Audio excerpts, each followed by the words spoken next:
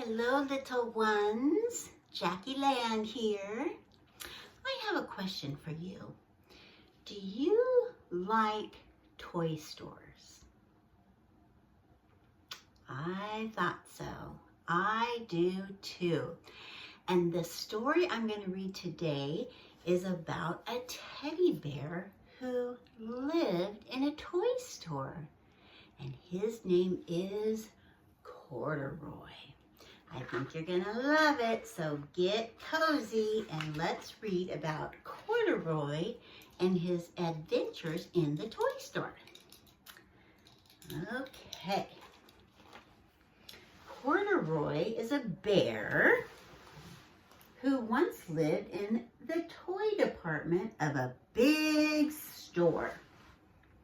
Day after day, he waited with all the other animals and dolls for somebody to come along and take him home.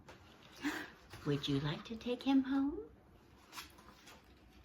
The store was filled with shoppers buying all sorts of things, but no one ever seemed to want a small bear in green overalls.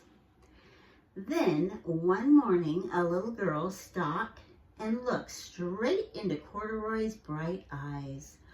"Oh, Mommy," she said, "look, there's the very bear I've always wanted." "Not today, dear," her mother sighed. "I've spent too much money already. Besides, he doesn't look new. He's lost the button to one of his shoulder straps." Corduroy watched them sadly as they walked away. "I didn't know I'd lost a button," he said to himself. "Tonight I'll go and see if I can find it." Late that evening, when all the shoppers had gone and the doors were shut and locked, Corduroy climbed carefully down from his shelf and began searching everywhere on the floor for his lost button. Suddenly, he felt the floor moving under him. Quite by accident, he had stepped onto an escalator, and up he went. Could this be a mountain? He wondered. "I think I've always wanted to climb a mountain."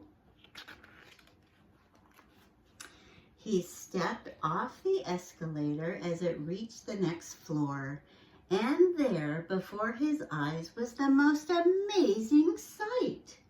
Tables and chairs and lamps and sofas and rows of beds. "This must be a palace," Corduroy gasped. "I guess I've always wanted to live in a palace."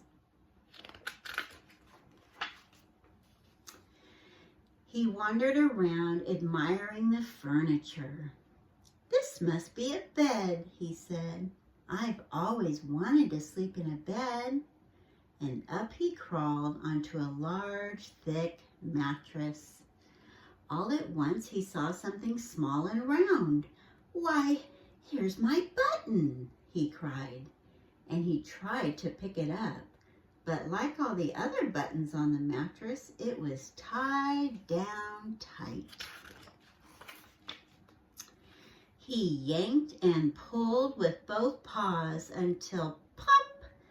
Off came the button, and off the mattress Corduroy toppled, bang, into a tall floor lamp. Over it fell with a crash. Corduroy didn't know it, but there was someone else awake in the store. Uh-oh.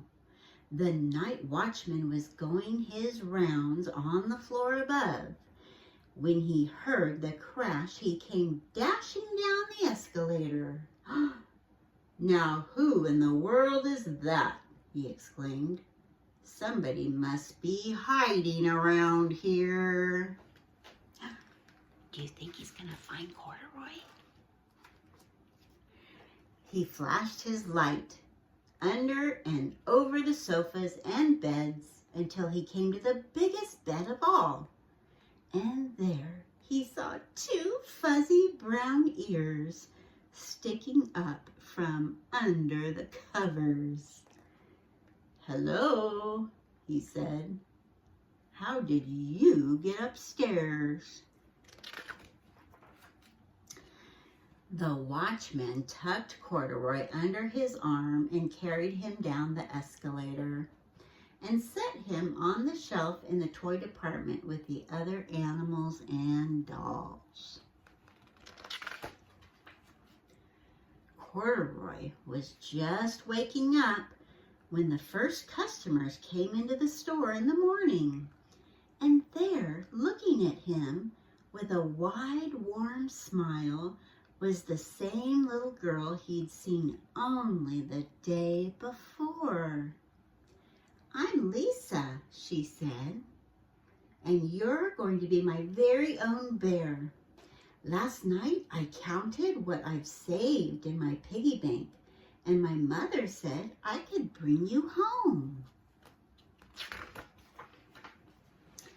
"Shall I put him in a box for you?" the saleslady asked.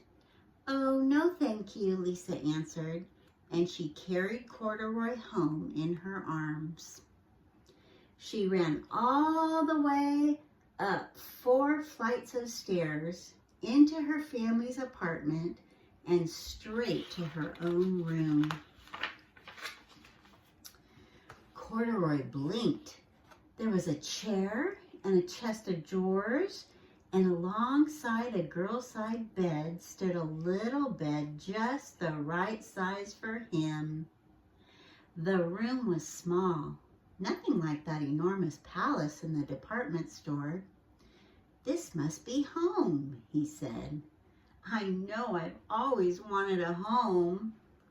Lisa sat down with Corduroy on her lap and began to sew a button on his overalls. "I like you the way you are," she said, "but you'll be more comfortable with your shoulder strap fastened." "You must be a friend," said Corduroy. "I've always wanted a friend." "Me too," said Lisa, and gave him a big hug.